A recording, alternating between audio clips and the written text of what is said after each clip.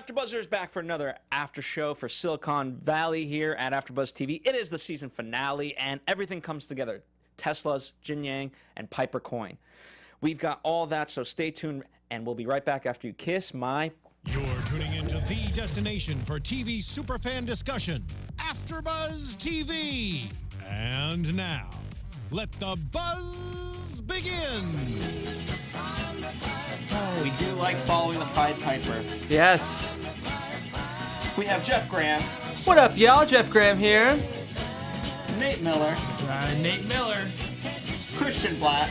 My favorite Red Hot Chili Pepper song is Kiss My Piss. And I'm Phil Svitek. Jeff has graciously given me the reins today. I have. I don't know why, but I have a theory. I knew Phil. I wanted to let the Richard of our panel bring us home. Fair enough. Because after all, you guys can kiss my piss. You didn't do the dance.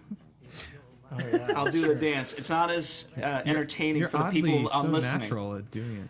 What do we think of the finale? Let's start with them. Okay. Them. Well, I can go. I just Did you just call us you people? I don't want to be a buzzkill. I'm not sure if this finale quite lived up to the hype for me, and I don't know what you guys thought, but Okay.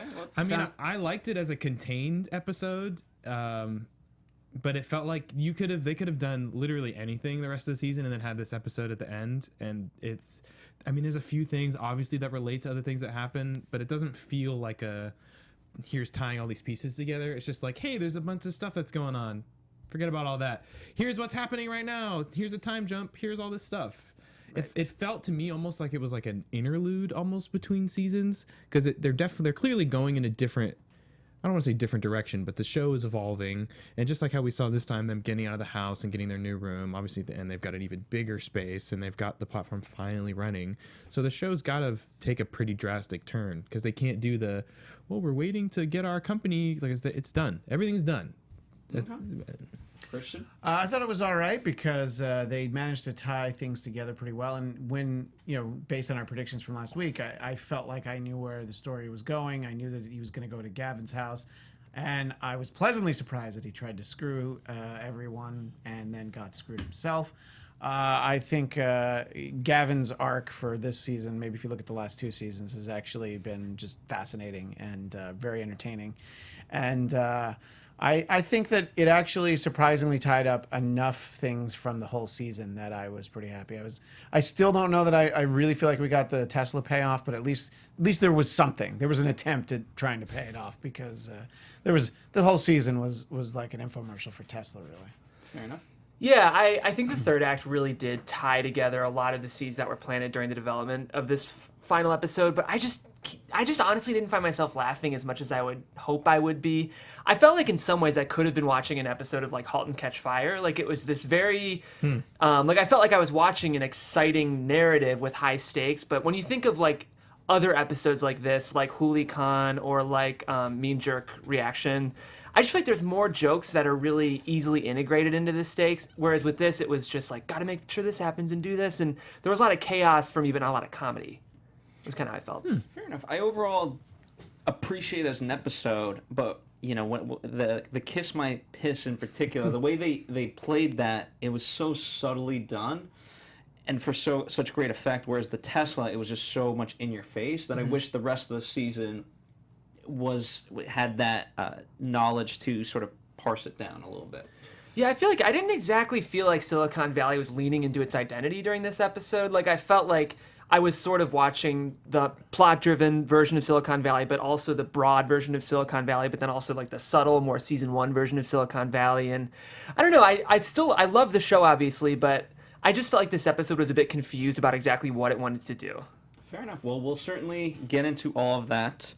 And as always, we do have our news and gossip. And we have so much news and gossip because because of the finale, there's just a ton being written out about it, so we want to give as much coverage as we can. So we will skip Silicon Valley in real life today. I know it's Jeff's favorite segment. Unfortunately, we are cutting it for time. It got a little too real this week, I think. Too real, exactly. It did. So, and we'll give predictions for season 6 as well, albeit it's a while away. I just wanted to start off very simply. First off, our assistant, Holden. the effect that Jared has had on it. I don't want to spend too much time, but I want to get your guys' thoughts on what the end result of his tutelage has been. I like the observation Guilfoyle had, wow, that Jared broke him, and how, like, maybe just the last 5 minutes of the episode, Monica seems to basically be, like, the den mother, the babysitter, and, like, having to, like, get him down off of things, which I think was a really funny dynamic that I didn't see coming. But, yeah, I just love how he just yells about everything. I thought it was funny for a character that had a very different note even as recently as last week. I thought it was kind of funny to see just what can happen when Donald/Jared gets his hands on you. Fair enough. Anyone have a differing or an additional opinion to it? All right. I was not here. I was not here when you guys had our lovely special guest, but they did have a romance, and then we get the repercussions of that romance not blossoming as what we might have expected. So I want to get you guys' first-hand take on that, since you guys actually got to meet him. That was one of my favorite things in the episode was, not so much that they kissed, but then how just 2 months later, it just the constant like sniping and everything. Look, anybody who's ever had an office romance, sometimes they don't go well, let's be honest, and just still have to work. I don't know. I thought it was the kind of uncomfortability that I appreciate from a show like this. And when they sat on the couch, they gave no indication that there was going to be anything fun like this for them to do the rest of it. They're like, yeah, I think we're around the rest of the season. I think we're in all the episodes. So good for them. Keeping it mum's a word. Absolutely. Now, the big shift from last episode, and now it comes to fruition here, is that Monica is a full-fledged Pied Piper employee. This is one of the jumping off points for this entire episode, because if it was not for Monica, Pied Piper would not exist. Let's just be honest. Mm-hmm. So I wanted to get your guys' perspective on Monica in this new role and how you guys are liking it. Well, I was thinking a lot about, after watching this episode, the season as a whole and like what it's been like having Erlich on. And I think outside of like the stoner jokes and stuff like that, he filled a very important role of being the, quote unquote normal guy. Like he kind of understood tech and what was going on, but for the most part, he needed things explaining to him. But also he often presented a different perspective that the guys would never see because they're like in it. So I think that part of the reason why they're bringing Monica back, other than because she's a great performer, a great character, I think she will be able to fill that role within the company and the group very well. Because right now, especially with Erlich gone, and like Jared used to kind of be like that, but now he's a whole nother character. I think they will really benefit from having someone just like in the finale to go, this is great, but what about the coin? What about this? Like, and even I just really love her character and the quip that she gives Guilfoyle, and he's like, oh yeah, she's like, oh yeah, we've been working on this all night. He's like, he's like, you're smoking my cigarettes, bitch. Like, she's not taking any crap. I just love having her around, and the idea that she's going to be more and more involved. Yeah, I think the show hasn't necessarily explored gender dynamics in Silicon Valley as much as it could. It's a criticism the show gets, so it'll be nice to see Monica in the trenches with the guys. I think it'll give the show opportunity not only for comedy, but maybe some social commentary about men and women's roles in the Valley. And yeah, Monica doesn't take any crap, so it'll be fun to see that play out, presumably, next season. I feel like her bigger role is to be another checkpoint for Richard, simply because, as he goes through this, and we've debated how many times, is he an asshole, is he not? In fact, it's a huge debate that we'll get into a little bit later. But she offers that perspective, and whereas before, I feel like, as truthful as she's always been held back by a certain self-preservation. And now obviously the self-preservation is in favor of the company. So the two finally work together, and I respect that. Is there going to be a romance between her and Guilfoyle? Because that was one of the more... Yes, I was going to save it for my predictions, but definitely. 100%. I like the way that he's like, I like you, not... And I'm like, okay, yeah, that's the most romantic he's ever been. I read that the other way. That's what I thought at first, but then when he tried to clarify, I think he was just saying, like, I like you as a person, which is, like, not something that he would ever say to anyone. I think that's what he's basically, you're smart, I like having you around. And then I think that's why he went, because he still has his, I'm assuming he has his Satanist girlfriend. Remember, but they're in an open relationship. Yeah. Again, that's true. It is. Yeah. I don't mean to interrupt, Christian. I was going to say, I sort of viewed it as the show meta commenting on its inability to infuse romance into the show. Like, it was even the writers being like, showing us the joke of like, here's what happens when we try to have a romantic moment. Like, it just falls apart. It's so awkward. So I literally read it as the show commenting on itself, as a show that will never have romance. I don't know.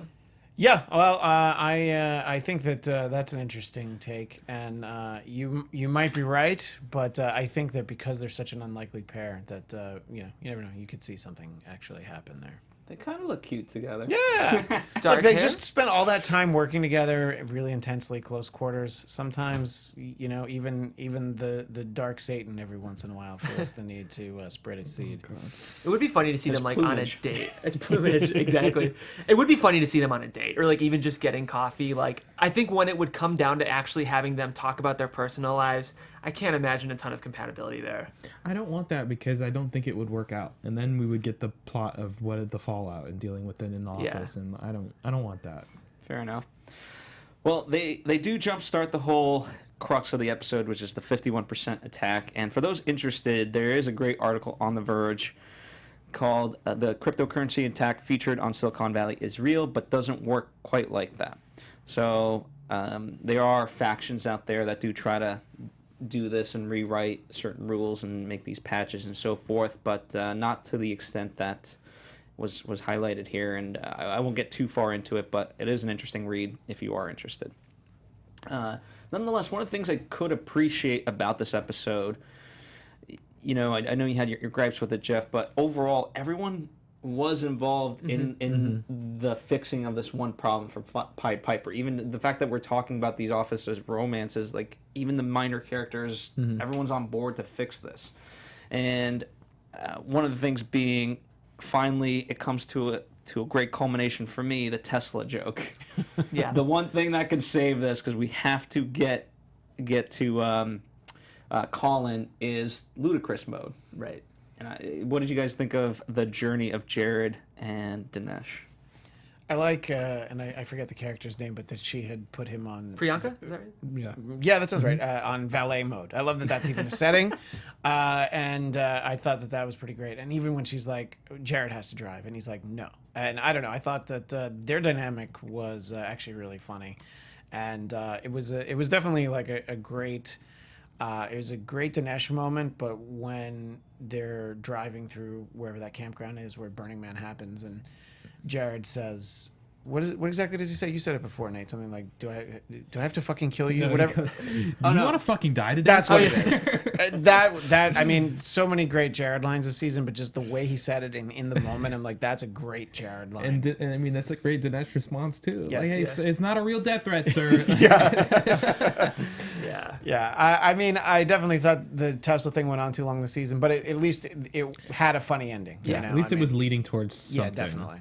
Something, it's funny, I have to applaud the way everyone was used. It was a very clean episode, but in some ways, in that way, it felt a little manufactured to me. Like the way a writer's room would make sure every piece of the puzzle fits perfectly. And I think the thing I normally love about Silicon Valley finales is the surprise component. Like in Mean Jerk Time, the seemingly mechanical episode of TV becomes a masturbation joke.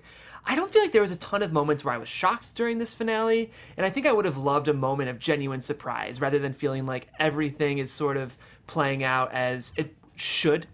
I don't know. Well, the genuine surprise for me, I don't know about you guys, came for the simple fact that Christian and I had predicted that Gavin and Richard would have to work together.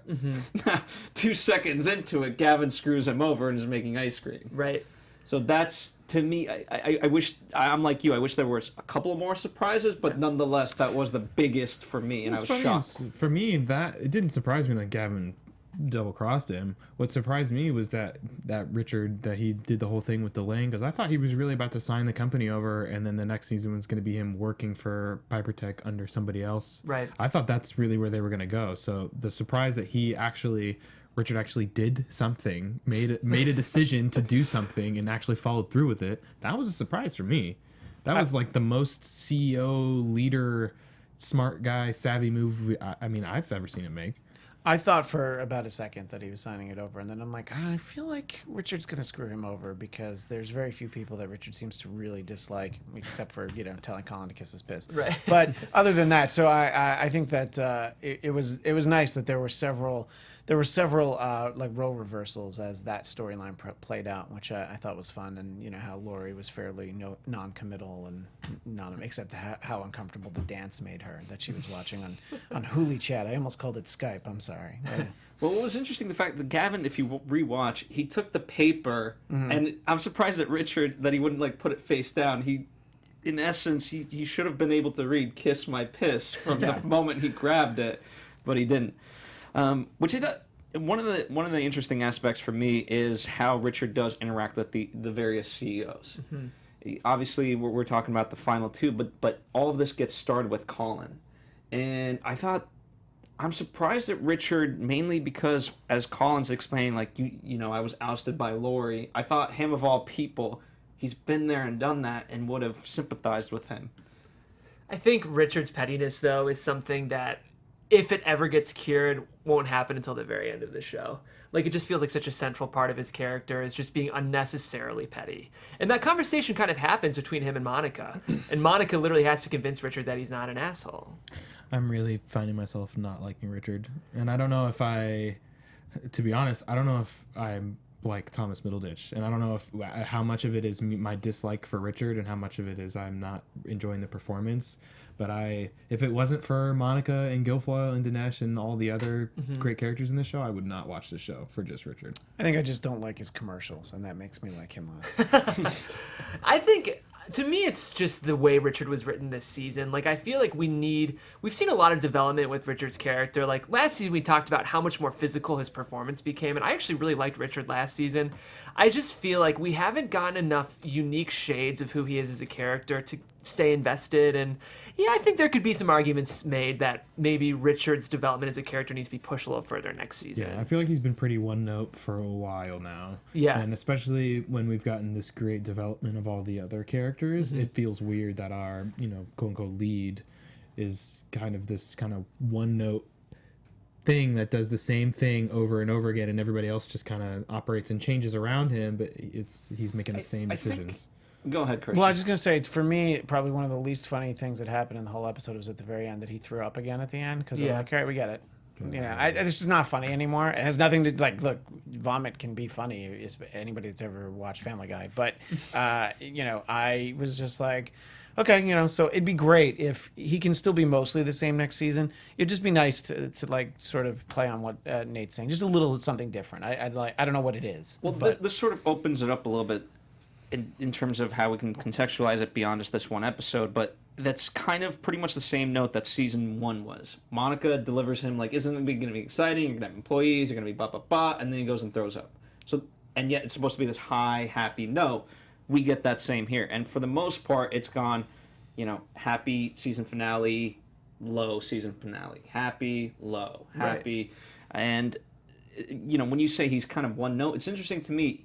He teeters between two notes of confidence and then not. Like, he had so much trouble in the opening episodes of talking to his employees, and yet right after they got rid of Action Jack Barker, he fires the entire sales team as if it's not a big deal. Yeah. And so it's interesting how he's able to do one thing well and then not another, depending on the situation. That's a good for the point. comedic effect of the show. Well, I would say his one note is how he actually does consistently go back and forth between these two modes. There is no third mode for Richard. These are the only things that he can do. He can't react any differently, and usually it's just all very awkward. Well, I think he just needs more personality traits because really it's just he's a genius, he's awkward, and he wants to, reinvent technology with his algorithm, and that's kind of like all of his character. And there's not within that. There's only so much to go with, and I felt like a lot of what they've tried to do with growing with him is like what we saw earlier of him figuring out what he can apply the algorithm to something that's bigger that gives him almost like a purpose for his life. But now that he's essentially achieved that, he's still growing it. Hopefully that is something they talk about is like, well, what does he do now? How does he keep it up? But it's just, for me, he's just getting old. I have a thought for how Richard can better himself. You're correct. Look at you. Want to have taking the fun, reins. learn, and grow in all areas of your life? For those who do, Richard Hendricks, have we got the podcast for you. Conversations with Maria Menounos podcast edition is hosted by our AfterBuzz TV founder and drops every Friday on iTunes. Conversations with Maria Menounos features celebrity and influencer interviews, along with secrets and tips on how to be better in all aspects of your life. From health and wellness to career, relationships, finances, and more, let our Maria be the big sister you've always wanted. Just go to iTunes and subscribe to Conversations with Maria Menounos for free. Be sure to rate and comment, and when you do, let Maria know it was us that sent you. Conversations with Maria Menounos podcast edition, check it out. I actually think Richard would be much more well-rounded if he would listen to Maria's podcast, just like 5 minute. Monica listens. Yes. I bet Monica does listen, and it's not just because she's a girl. No. I think that it's right up her alley. That's right. And that's not me being. Remember when Jared was trying to make the two Monica and whatever the other girl be friends? Oh, So good. Forgot. It's time for a rewatch. Yes. So many good things. As a season overall, where do you think it stands up?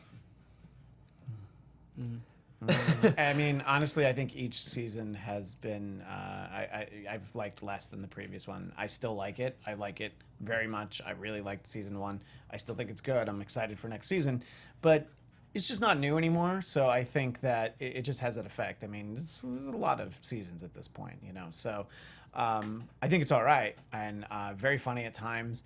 But I would like to see something. I don't know. It'd be great to see things shaken up a little bit next year. And the idea that they're going to have this big workspace with potentially, this year we had a bunch of other employees, which I think was nice. And now if there's literally hundreds of different people, there's so many things you can do with that. And I think that they wouldn't lose our core group, So I think that I think that the future is bright for the show. I think we got to see them interact with new people. Like one of the funny things for me, Lori, she ends last episode saying, "I want to work with people that understand me," and yet that guy's like, sometimes it's hard to read you emotionally or whatever he says. She said that you should work with people that share the same ethics, Values.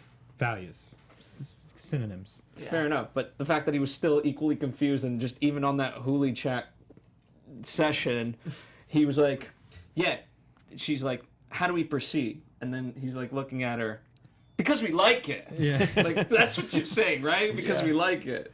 Yeah. Yeah, it's interesting, Christian. You mentioned that this season it was nice to see all the other employees, but I don't feel like we got a lot with them. I mean, we got a lot with Becky and Danny, but even so... I'm so glad you remembered their names. I know. In person, Chris and Rachel, but Yeah. I just wish, I don't know, given the fact that we had the opportunity to explore so many new things, this season felt kind of samey to me. We got Holden, we got Colin and the Octopipers, we got a few. When I think of other guest stars like Russ Henneman, I just don't feel like the guest stars really popped this season. Yeah. And I think if you're going to introduce new characters, normally this show does such a good job of making them so capital J jokey in a way that I like. Mm-hmm. And I don't necessarily feel like in the writing, the new characters we got this season necessarily, besides like propelling the plot, gave us a ton of comedy. Mm-hmm. So I would love some really funny employees next year. Yeah, I think I kind of agree with what you said in terms of like the quality of the seasons. I don't think it's a bad show by any means, but I definitely, ranking the seasons in my head, the earlier seasons are better. And I think looking at this season in the full scope of how it is now, we'll have to wait for the next one to see if I'm right. But it feels to me like they really they understood that the biggest complaint about the show is things are the same. They keep repeating the same try something, fail cycle. So I think this season was helping them transition into something new, almost like a fresh start. And that's why it was short and kind of succinct and just kind of like, look, this happened. They had this. They finally launched their stuff. Now we can get to what we want to talk about and get more change and get this big corporate environment where we can have different departments meeting and all this drama and stuff to deal with. But I worry. Well, I'll save it for predictions. Let's get to some news and gossip, shall we? This time around, AfterBuzz TV News. our news reporter Christian Bladt is reading the news today. That's right, over here at the news desk. Alec Berg speaks to his commitment for the show and how it could go well beyond season 6. This was on the website Geek Tyrant. I was definitely going to say the wrong thing. GeekTyrant.com. He says he feels like it definitely could. That's not to say it will, and this is a direct quote. But also, the flip of that is that writing-wise, I always treat every season like it's the last season. There's nothing we had that we held back. If we have a great idea, it goes in the show. It's not as if we don't have outlines written for season 6 or season 6 and 7. We just figure it out as we go. So it seems like, sure, as long as everybody involved wants to make it and the quality stays good, you could certainly do several more years of the show. You could even phase out some of these characters. You could have a Silicon Valley, the next generation. You know? So I don't know. Are you guys excited at the idea that we could get 6, 7, 8 seasons? Or does it sound too many at that point? I mean, I'm like you, and this is kind of just a different version of some of the news we had earlier, where Mike Judge said the same thing, like he'd love to see it for 12 seasons.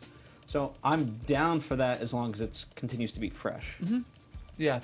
I mean, I still like the show. So definitely like the show. I think, quote, complaining about this show, it's one of the best comedies on TV, which means even a mediocre season of Silicon Valley is much better than most of what's on TV. We hold it to a high standard. We do hold it, because it's the after show. Yeah. The show holds itself too high. Like, Right. it just raised the bar so high. Exactly. Look, it's no Kevin Can Wait, but it does all right for itself. Guilfoyle's presentation has been released, businessinsider.com. Phil, I think you understand how they got a hold of this. I didn't quite grasp the concept as to what they got, but I think, Juliet, I think we're going to just sort of cycle through it for people watching on YouTube. Overall, HBO, I think they looked at it and was like, okay, we made this presentation, why not release it to the world, and who better than perhaps Business Insider to give it to? And so they released the various slides. It's actually quite in depth, and if you're interested in cryptocurrency, as far as the detail and so forth, it does bode well. Guilfoyle breaks up into 5 parts overall, kind of where Marty started from, culminating into the why Pied Piper needs a cryptocurrency. And so I enjoyed it. And the interesting thing is that apparently they were inspired to do the slide presentation after the season 5 writers received a talk from Henry Berg, who is an engineer and Bitcoin guru. He's credited at the end of the slideshow. He also happens to be the brother of showrunner Alec Berg. So I think that's pretty funny. Yeah, it's good that he gets credit, for his work. Also in the news, where Kiss My Piss came from. Alec Berg says it was just one of those things where we liked that Richard did what for him was a badass thing. I think it was one of those things where somebody just pitched it in the room, and it's like this lame thing he would say, and we all laughed and put it in. And Alec gives credit to Thomas Middleditch for actually being a much better physical comedian than he gets credit for. He mentions that a couple years ago there was a scene where he kicked a hole in the door, and that was, to me, that's the funniest physical comedy I think in the whole series as far as I'm concerned. And the dance was uncomfortable to watch, but in a way where it was very funny. So I agree with Lori, though. It was, please stop doing that. According to Huffington Post, this is good news for our own Jeff Graham. Zach Woods is the MVP of Silicon Valley. Yes. So and they have their reasons, but overall, I just like the fact that they named him MVP. Yeah, exactly.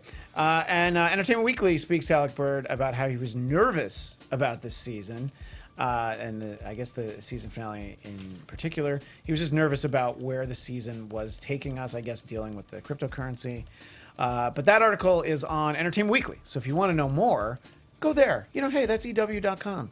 Apparently, it's also something that can, come in the mail and you can hold it, but I don't understand what that word magazine means. There's 2 more stories. The cryptocurrency attack featured on Silicon Valley is real, but it doesn't work like that. I clicked on this link on The Verge. I still don't understand how it works. I didn't understand how it worked on the show. I just kind of nodded and smiled. If you want to know more of that. But, and I think this other side of the news desk has this story. TJ Miller could have been on a different show. Also, one winding things down this season. You guys New Girl fans? Any of you guys watch that show? I watch it with my wife, yeah. I like New Girl, and apparently Schmidt, who's played by Max Greenfield, was almost TJ Miller. I can't imagine it. It would have been different, Yeah. for sure. I mean, I've come to love Max Greenfield's portrayal great. of Schmidt. I think, to me, he's the highlight of that show. maybe arguably in the same way that Erlich was for Silicon Valley. So I'm glad it stayed as it was, but funny to think about a world in which TJ Miller plays Schmidt. Right. There's a specific thing, though, that Zooey Deschanel says about his audition. He insisted he wanted to read for the part of Schmidt, and Schmidt had this scene where he took off his shirt. He was like, this is TJ Miller, was like, excuse me for a second. So he walked out, came back to set with his shirt off, and he completely covered himself in an entire bottle of baby oil. And then Zooey Deschanel adds, so that was memorable. But I think we've all seen enough of TJ Miller that we can kind of imagine, yeah, I could see him doing that for the laugh. Yep. So anyway, and I believe that was our news and gossip, but we'll keep our eyes peeled, and we'll share it via social media. Anything else that comes along before next season. That is. So speaking of which, let's get into the season 6 predictions, because there is a season 6. And now, your AfterBuzz TV predictions.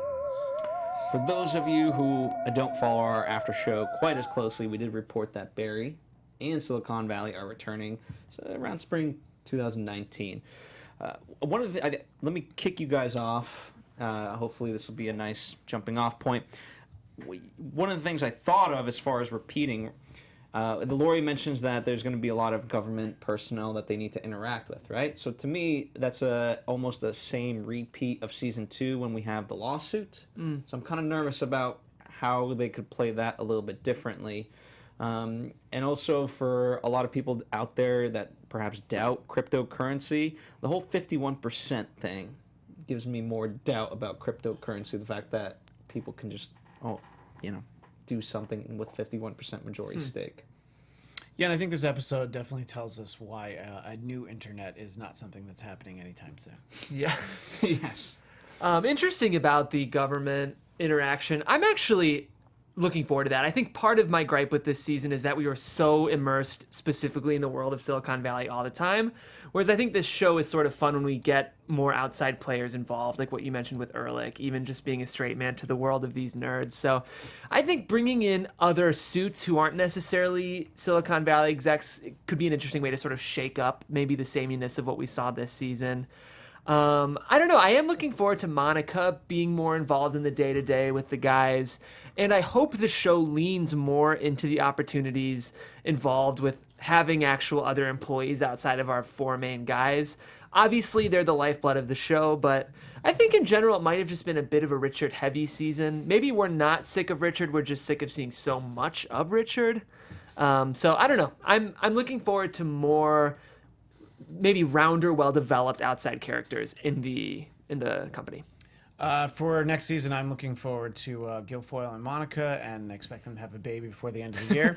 So, I think that'll be good. And I also think, as I was just about to say that, I was thinking that it'd actually be really funny if Dinesh and what was the girl he gets the girl he gets a Tesla for, just Priyanka. because of that weird relationship that he was like buying her stuff. That would be funny if he decides that he likes her. Yeah. Not if she's even remotely interested, but if he's just like, come on, I bought you a car. That would be funny, but yeah, the reason why I appreciate the fact that you said she wouldn't, because remember in the phone she's like, ew, no. Yeah, I know, exactly. Yeah, which was a great moment. And then my final thought is there was some great, not enough big head this season, but when he was there, he really shone with the ice machine in this episode, and just him really focused on how the only concern was the fact that, no, Jin Yang can move back into the house. So I'm looking forward to seeing more Jin Yang, by the way. I like the idea that all he wanted to do was just move back into the house. Absolutely. Nate? You guys really didn't leave me a lot left to predict. Oh, there's so much left to predict. I have so many questions for you, in fact. I don't know. I'm excited to see what Gavin's gonna do, because this is obviously not the last we're gonna see of him. And then also, Lori and Yao, they're not just gonna sit down too. So now that Lori is like fully not only not on the team, but basically an enemy now, I'm excited to see how that plays out. And I hope next season we get more of this kind of Richard in this world with these big players. Actually like being a big player himself, not just kind of being along for the ride. That was one of the cool things I liked about that last scene, was that we finally see Yao, we see all of these big players together, and Richard normally is either there like learning, or he's just like he's working under somebody else, and we actually got to see him be a manipulator himself and kind of maneuver around these other people and be like, haha, you thought you won, you didn't. So I'd like to see more of that. Yeah, and I'm just really excited to get more Monica in the office being like, what are you guys doing? Yeah. And Gilfoyle and Dinesh are, pissing on each other. And more Holden. And kissing it. More Holden I don't than want me. more Holden. I want Holden to. I want there to be like a grave or something. It's like a mystery that Holden just like disappears. And Jared blood killed on him or Jared's something. door. Right, yeah. Well, how did that get there? Oh, I just don't know. Fair enough. I would love it. If they recycled this joke, I wouldn't mind where Monica and Gilfoyle like all of a sudden had a kid, and like Richard was like, "Wait, I didn't know." Yeah. Oh man. All right. Well, that is the season. Speaking of Gavin, that was going to be one of my questions. So I'm glad you got brought up good old Gavin, because ultimately, who knows? Is Hooli gonna be bought by Amazon and Jeff fucking Bezos? Jeff fucking Bezos. If Gavin comes back next season, I do hope that he's more directly involved with the guys. I think part of my frustration with this season was Gavin operated in his own sphere for 7 episodes. The only time we really had interaction was this finale. In the first one. I guess, and also the premiere, Yeah. but for only 25% of the episodes to actually feature the characters interacting, I want more of them together, I think. All right. Yeah. Fair enough. Well, and I am excited to have Jin Yang back as well. Something we didn't quite talk about, but nonetheless, that is happening.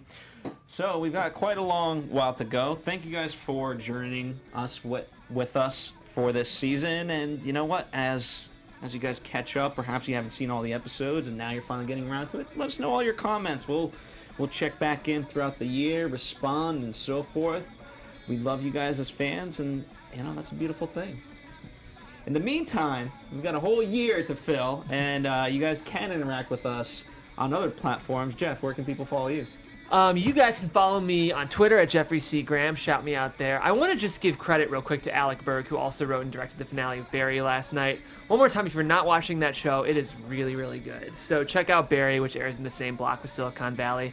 But yeah, guys, connect with me on Twitter. I'll be there, and I'd love to talk about the show with you. Next time we see Jeff, he will be a married man. That's true. Hopefully. Wow. Fingers Hopefully, I know. crossed. If we make it 6 months, we will still be married. So I don't know. I think there's a movie called Runaway Bride. You can follow me on Twitter and Instagram at ChristianDMZ, and you can find Phil Svitek and I almost just called you Svitek.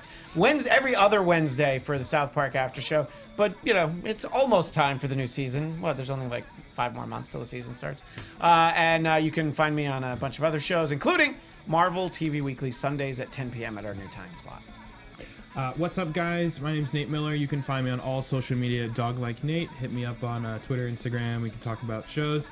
If you are a gamer, in an hour from now, we will be doing the Inventory Full PT Twitch stream.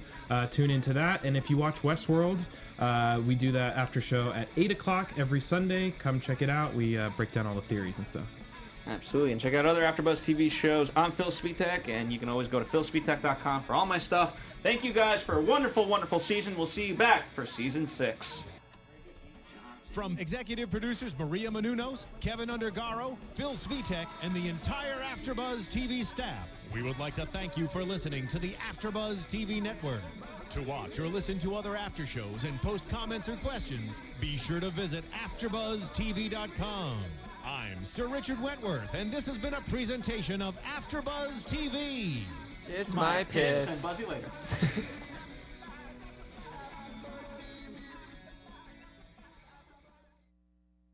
The views expressed herein are those of the hosts only and do not necessarily reflect the views of AfterBuzz TV or its owners or principals.